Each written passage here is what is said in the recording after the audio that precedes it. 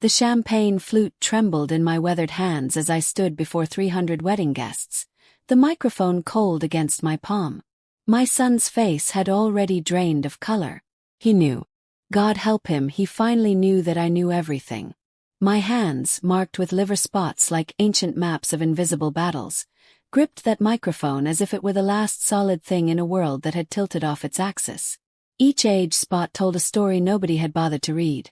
43 years of making casseroles for ungrateful mouths, of ironing shirts for men who couldn't meet my eyes, of existing in the spaces between their conversations like furniture they'd long stopped noticing.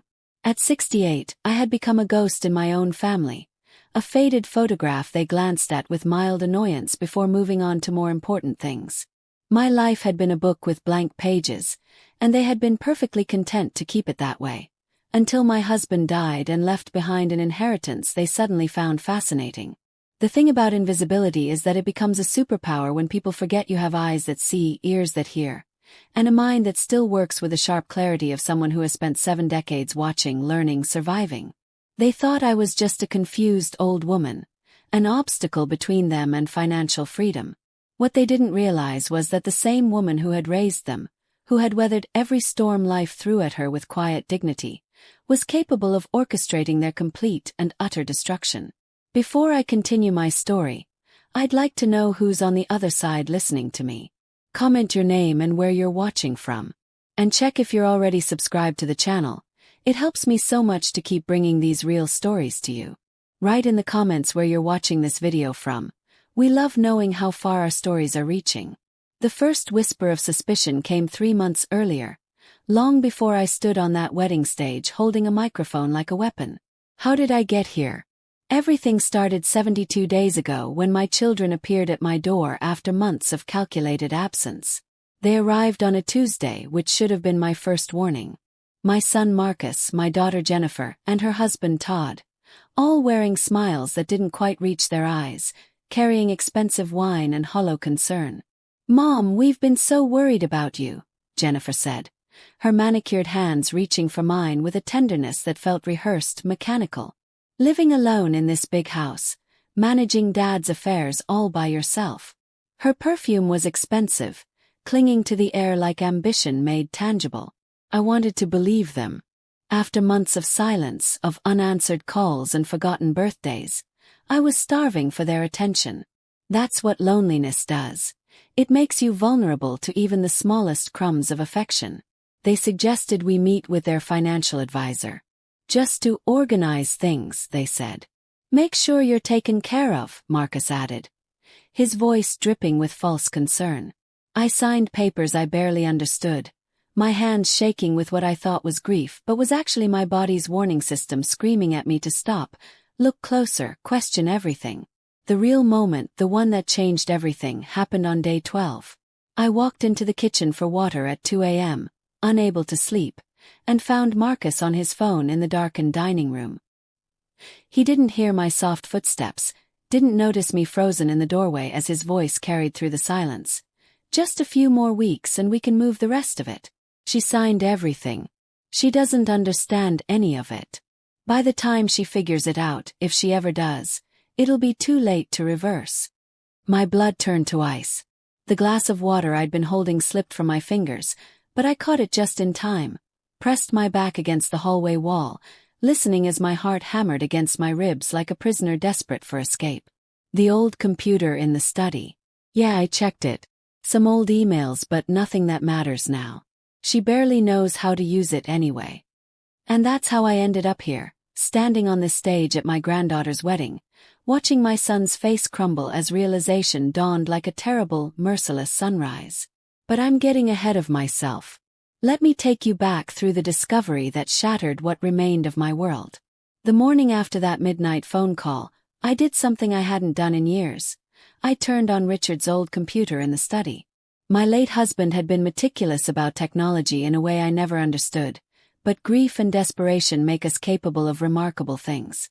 My fingers, still nimble despite their age, remembered the password he'd written in his address book.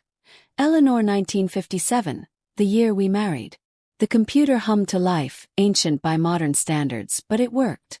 His email account was still active, notifications pinging with messages from banks I'd never heard of. My hands trembled as I clicked through folders, each one revealing another layer of a life I thought I knew but clearly didn't. Offshore accounts in the Cayman Islands. Transfers dating back 15 years. Email chains between Richard and Marcus discussing investments and opportunities, and keeping mother in the dark for her own good. Every click of the mouse was like pulling back another curtain to reveal rot underneath. There were bank statements showing monthly transfers of thousands of dollars to Marcus. Money I thought we'd been saving for retirement, for emergencies, for me. There were emails from Jennifer discussing property sales, my property, properties I didn't even know Richard had put in both our names before his death. They'd been planning this for years, grooming me for this moment, waiting like vultures for Richard to die so they could pick our bones clean. The weight of that discovery wasn't the comforting weight of knowledge earned through study, but a crushing, suffocating burden that pressed down on my chest like cement blocks, stealing air, stealing hope, stealing the last remnants of the family I thought I had.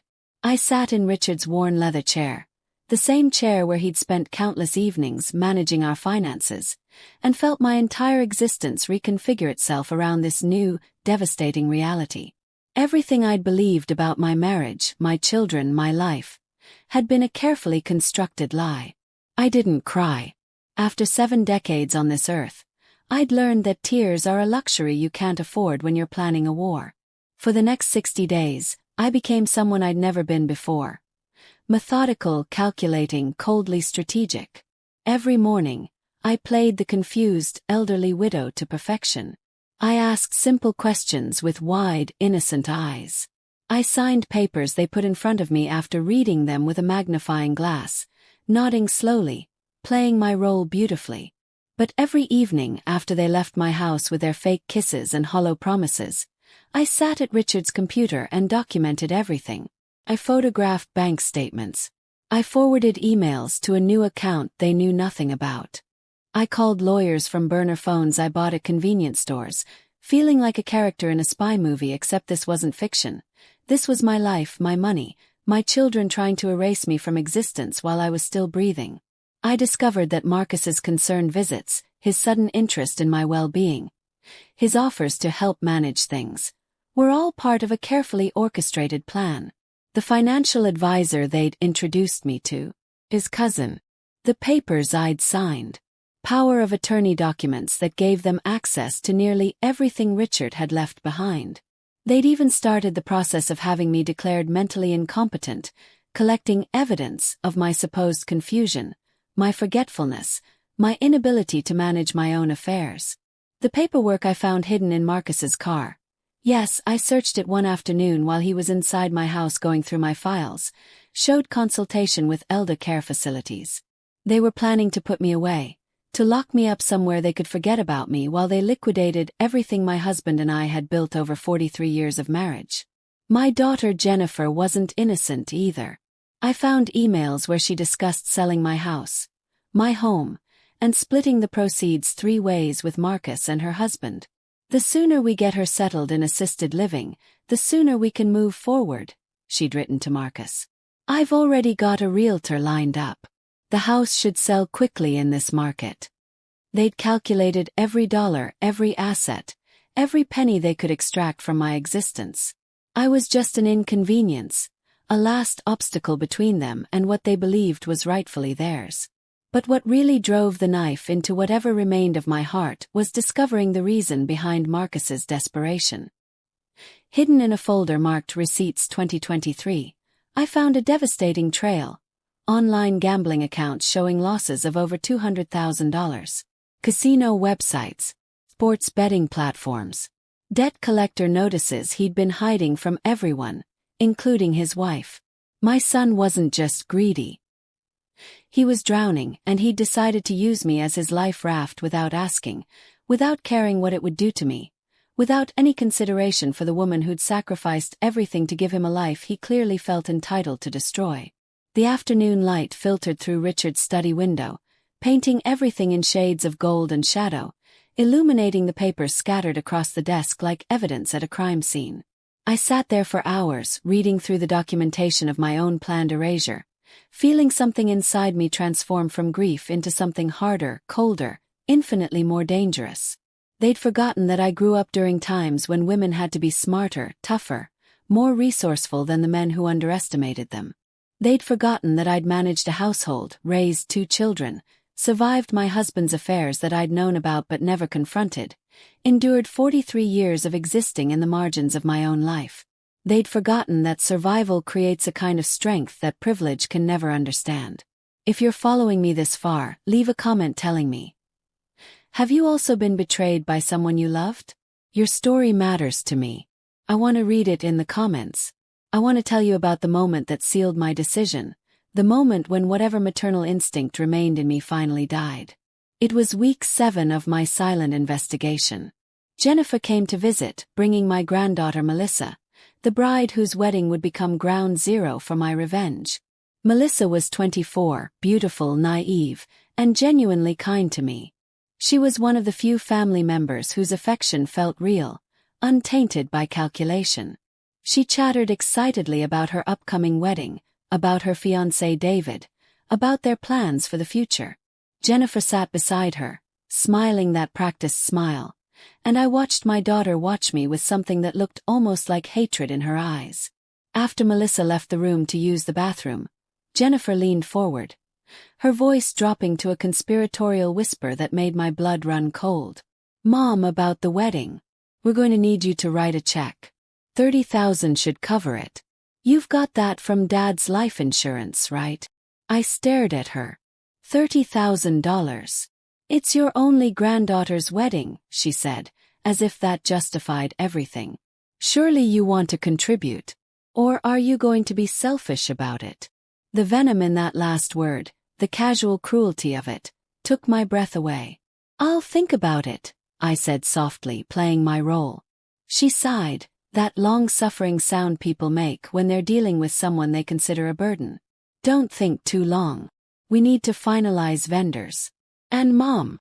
She reached over and patted my hand with all the warmth of someone petting a particularly stupid dog.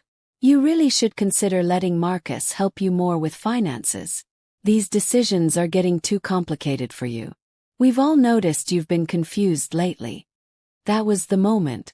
That precise second when she gaslit me to my face, when she used my supposed confusion they'd been actively trying to create, as a weapon against me, when she demanded money for her daughter's wedding while simultaneously planning to rob me blind and lock me away. That was when Eleanor the invisible, Eleanor the ghost, Eleanor the convenient elderly mother, died. And someone else, someone I didn't entirely recognize, was born. I wrote the check. $30,000. I handed it to her with shaking hands and watery eyes, playing the doting grandmother one last time. She took it without even saying thank you, just folded it into her purse and called for Melissa. They left 20 minutes later, and I sat in my empty living room listening to the silence that had become my constant companion. But this silence felt different. It felt like the silence before a storm, before thunder, before lightning splits the sky open and everything changes forever. I went back to Richard's computer and continued my work. By this point I had copies of everything. Every fraudulent document, every forged signature, every offshore account, every piece of evidence showing their systematic theft and deception. I'd already consulted with 3 different lawyers, finally settling on Patricia Brennan, a woman in her 50s who specialized in elder financial abuse and looked at my documentation with barely controlled rage. "Mrs. Harrison," she'd said during our last meeting, her voice tight with professional fury, "what they've done to you is criminal. We can prosecute. We can get every penny back and more. We can make sure they never do this to anyone else." "I want more than that," I told her, surprised by the steadiness in my own voice. "I want them to understand exactly what they've lost. I want them to feel it. I want justice, yes, but I want them to know that they didn't outsmart some confused old woman. They underestimated a woman who survived things they couldn't imagine." Patricia smiled then, a smile that held both sympathy and something fiercer, respect. "Then let's give them a show they'll never forget." The plan came together with the precision of a military operation. We would wait until the wedding. My gift to Melissa, the one innocent party in this horror show. We would let them believe they'd won. We would let Marcus think his gambling debts were about to be solved. We would let Jennifer think the house sale was imminent. We would let them taste victory right before we ripped it away. Patricia filed emergency injunctions freezing every account. She contacted the district attorney with evidence of fraud, forgery, and elder financial abuse. She prepared documentation that would not only recover everything they'd stolen but would ensure they faced both civil and criminal consequences. She did all of this quietly, carefully, legally, while I continued to play my role at family dinners and planning meetings. The hardest part was maintaining the charade. Sitting through dinners where they discussed their plans in carefully coded language, thinking I was too senile to understand. Smiling through Jennifer's backhanded compliments about my appearance, my memory, my capabilities. Watching Marcus grow increasingly anxious as his gambling debts mounted, knowing he was counting down days until he could access my money. I attended Melissa's bridal shower and watched my daughter play the devoted mother, the generous host, all funded by money she'd already stolen from me. I sat through the rehearsal dinner and listened to toasts about family, about love, about legacy, all while knowing what was coming the next day. The night before the wedding I couldn't sleep. I lay in bed staring at the ceiling, thinking about the woman I'd been versus the woman I'd become. Part of me mourned the loss of innocence, the final death of the hope that somewhere inside my children existed the people I'd raised them to be. But a larger part of me felt something I hadn't experienced in decades. Power. Agency. The absolute certainty that I was about to take back my life. Now, standing on this stage with a microphone in my hand and 300 pairs of eyes watching me, I felt that same certainty solidify into something unbreakable. I want to thank you all for coming to celebrate this beautiful union. I began, my voice stronger than I'd expected, amplified through speakers that carried my words to every corner of the elegant ballroom. Melissa, sweetheart, you look absolutely radiant. David, you're a lucky man. Melissa beamed at me from her seat at the head table. Marcus and Jennifer sat on either side of her, their expressions already shifting from pleasant anticipation to barely concealed dread. They knew something was wrong. They could feel it in the air, in my tone, in the way I held myself. No longer stooped and apologetic but straight-backed and deliberate. In my 68 years on this earth, I continued, letting my gaze sweep across the room before landing directly on Marcus, I've learned that family is supposed to be sacred. A bond that transcends money, transcends greed, transcends everything else. I've learned that parents sacrifice for their children, hoping to give them better lives than we had. The room had gone absolutely silent. You could have heard a pin drop on the marble floor. I've also learned, painfully, devastatingly, that sometimes the people you love most are the ones who see you as nothing more than an opportunity, an obstacle, a resource to be exploited and then discarded. Jennifer's face had gone pale. Todd gripped her hand so tightly I could see his knuckles whiten from where I stood. Marcus looked like he might be sick. 3 months ago, my beloved son and daughter began a systematic campaign to steal everything my husband and I built over 43 years of marriage. They forged documents. They transferred funds from accounts I didn't know existed. They started proceedings to have me declared mentally incompetent so they could lock me away in a facility while they sold my home and divided the proceeds. Gasps rippled through the crowd. Melissa's hand flew to her mouth, her eyes wide with shock and dawning horror. Several guests pulled out their phones. This was going to be all over social media before dessert was served. They thought I was too old, too confused, too grief-stricken to notice. They thought I was just a stupid old woman who didn't understand bank statements or legal documents. What they forgot is that stupid old women don't survive 7 decades on this earth by being stupid. My hands were steady now, my voice clear and unwavering. This was it. This was the moment I'd been planning for 60 days. The moment that would change everything. Marcus, my dear son, did you really think I wouldn't find out about your gambling addiction? About the $200,000 you lost betting on sports and playing online poker. About how you saw my inheritance not as a mother's legacy but as the solution to your debts. Marcus's chair scraped backward. He stood, his mouth opening and closing like a fish drowning in air, but no sound came out. "And Jennifer, my precious daughter, did you really believe I wouldn't discover the emails to realtors about selling my house? The consultations with elder care facilities. The conversations about how quickly you could move forward once I was out of the way." "Mom," Jennifer started, but I held up my hand. "No. You've talked enough. You've lied enough. For months, you've manipulated and deceived and stolen from me while pretending to care. You've gaslit me, made me question my own sanity, all while systematically dismantling my life. So now you're going to listen." I pulled papers from my purse. Patricia had prepared them perfectly, official-looking documents with the law firm's letterhead prominently displayed. "These are court orders freezing every account you've accessed. These are criminal complaints filed with the district attorney for fraud, forgery, and elder financial abuse. These are civil suits seeking full restitution plus damages. And this," I held up the final document, "is my new will, properly executed with witnesses and notarized, in which neither of you receives one single cent. Everything goes to charities dedicated to protecting elderly people from predators who happen to share their DNA." The silence in that ballroom was absolute, suffocating. Then someone started clapping. Patricia, my lawyer, standing at the back of the room in case things got legally complicated.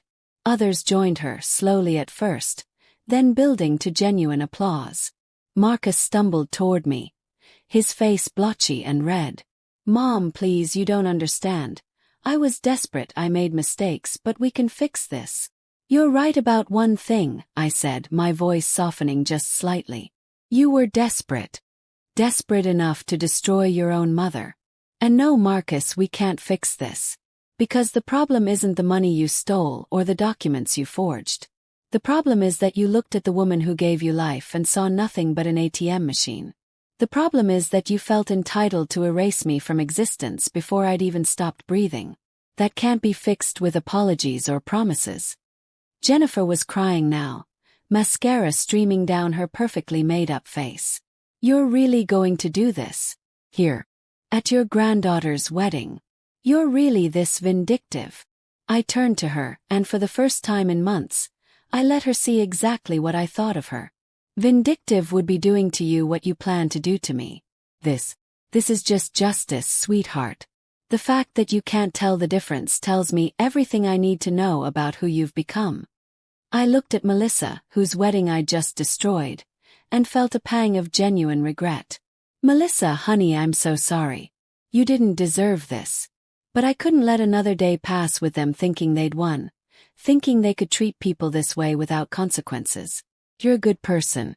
You deserve better than this family has shown you." Then I set the microphone down on the nearest table, picked up my purse, and walked out of that ballroom with my head held high. Behind me, I could hear the chaos erupting. Raised voices, crying, the sharp sound of Jennifer's heels clicking as she tried to follow me, Patricia intercepting her with calm legal warnings. I walked through the hotel lobby, through the automatic doors, and into the cool evening air. My car was waiting. Patricia had arranged for a driver, knowing I'd be in no state to operate a vehicle after what I'd just done. I slid into the back seat and let out a breath I felt like I'd been holding for 3 months. Was it worth it? That's what people always ask in stories like this. Was the revenge worth losing your family forever? Was the satisfaction worth the cost?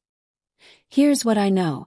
Those people stopped being my family the moment they decided I was worth more dead than alive, more erased than present, more absent than protected. Those people stopped being my children when they looked at my grief over losing Richard and saw only opportunity. Those people stopped deserving my love when they decided I didn't deserve their honesty. The fallout was swift and brutal, exactly as I'd planned. The criminal investigations moved forward with the efficiency of a system that takes elder abuse seriously when you have ironclad documentation. Marcus faced charges for fraud and forgery. Jennifer and Todd became entangled in civil suits that would drain whatever resources they had left. The extended family fractured along predictable lines. Some believed I'd overreacted.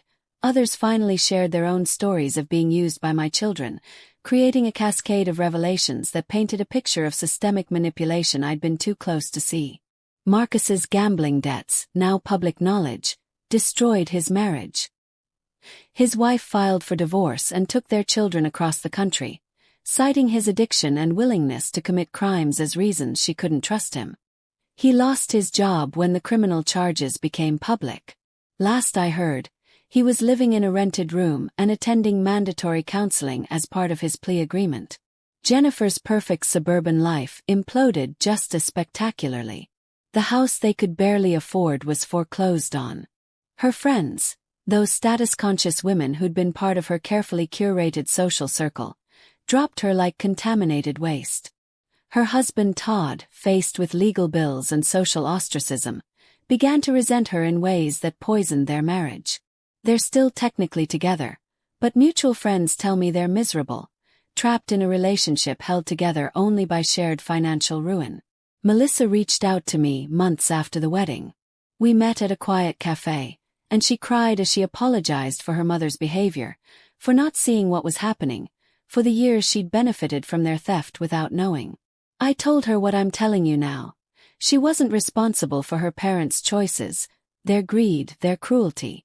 She was just caught in the crossfire of a war I didn't start but definitely finished. We see each other now, Melissa and I. She comes to my house for lunch every few weeks. We talk about her marriage. She and David moved forward despite the chaos, which gives me hope that decency can survive in this family. She tells me she understands why I did it, that she probably would have done the same thing, that she's ashamed of what her mother became. I tell her that shame isn't inherited, that she gets to choose who she becomes regardless of the example set before her. That forgiveness is possible for those who genuinely seek it, but it's not required of those who were wronged. That sometimes the kindest thing you can do for yourself is walk away from people who drain you, even if they share your blood. People ask me if I feel guilty. If I lie awake at night regretting what I did, mourning the loss of my children. The answer is complicated. Do I wish things had been different? Every single day. Do I wish my children had been the people I raised them to be? Desperately. Do I regret exposing their crimes and protecting myself? Not for 1 second. Here's what nobody tells you about betrayal this deep, this complete. It changes you at a molecular level. You can't unknow what you learned. You can't unfeel the moment you realized the people you die for would happily speed up your death for their convenience. That knowledge doesn't just hurt. It transforms you into someone who understands that love isn't enough, that family ties can be weapons, that sometimes the only way to survive is to become someone you never wanted to be. I live alone now in my house, the house they tried to sell out from under me. I've redecorated Richard's study, turning it from a shrine to a man who betrayed me almost as much as our children did into a space that's entirely mine. I take painting classes at the community center. I volunteer at the local elder advocacy office, helping other seniors recognize the signs of financial abuse. I've made friends, real friends, people who see me as a person rather than a resource. My life is smaller now but infinitely more honest. There are no more performances, no more pretending, no more accepting crumbs of affection from people who secretly despise me. There's just me, Eleanor Harrison, 68 years old, finally living in my own truth. The champagne flute I held that day at the wedding sits on my mantel now. Patricia had it preserved somehow. A gift, she said, to commemorate the day I took my power back. Sometimes I look at it and remember the weight of it in my hand, the way the crystal caught the light, the feeling of standing on that stage and finally being seen. Not as a confused old woman. Not as an obstacle or an opportunity.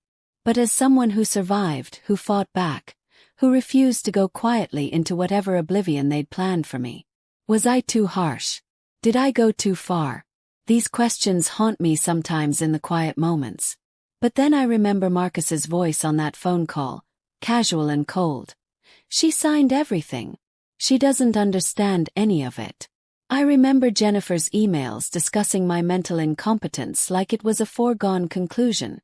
I remember the paperwork for elder care facilities, the realtor consultations, the systematic dismantling of my autonomy while I was still breathing, thinking, feeling. And I remember that I didn't ask for this war. I didn't create this situation. I simply refused to be its victim. Here's what I want to know from you, from whoever is reading this, listening to this, living their own version of this nightmare. Do you think I went too far? If you discovered that the people who raised you, or the people you raised, had spent years planning your erasure, could you forgive them? Or would revenge feel like the only path to justice? Have you ever been in a situation where you had to choose between family loyalty and self-preservation? I'm genuinely asking because I don't have all the answers. I just have my truth, my choices, my consequences. And I'm living with them every single day, in a house that's finally mine, with a life that's finally honest, surrounded by people who finally see me as something more than a means to an end. The story doesn't have a neat ending because life rarely does. Marcus still sends emails occasionally, long rambling apologies mixed with accusations that I destroyed his life. I don't respond. Jennifer hasn't contacted me directly, but I hear through Melissa that she blames me for everything: their financial ruin, her marriage problems, her social exile. She's apparently told everyone who'll listen that I'm vindictive, cruel, that I took advantage of their concern to trap them. The irony isn't lost on me. They tried to gaslight me into thinking I was crazy, and when I proved I wasn't, they accused me of being calculating. They can't reconcile the confused old woman they invented with the woman who methodically documented their crimes and orchestrated their downfall. So they've created a new narrative where I'm the villain, where they were innocent victims of my manipulation. I let them have that story. Whatever helps them sleep at night. 'Cause I know the truth. I have boxes of evidence, legal documents, bank statements, emails. All proof that I'm not crazy, not vindictive, not cruel. Just someone who refused to die before my time to make things convenient for people who should have loved me. I'm 68 years old. I survived a husband who cheated on me and lied to me for decades. I survived children who saw me as an investment opportunity rather than a human being. I survived the systematic attempt to erase me from my own life. I didn't just survive, I fought back. I won. And I refuse to apologize for that. After 7 decades on this earth, I've learned that sometimes love isn't enough. Sometimes blood isn't thicker than water. It's thinner than greed, weaker than entitlement, more fragile than the promise of easy money. Sometimes the family you're born with isn't your real family. Sometimes your real family is the lawyer who takes your case seriously, the friends who believe you when everyone else says you're confused, the granddaughter who chooses you over her parents' lies. I've learned that there's a particular kind of loneliness that comes from being surrounded by people who see through you rather than seeing you. And I've learned that being actually alone is infinitely preferable to being that kind of lonely.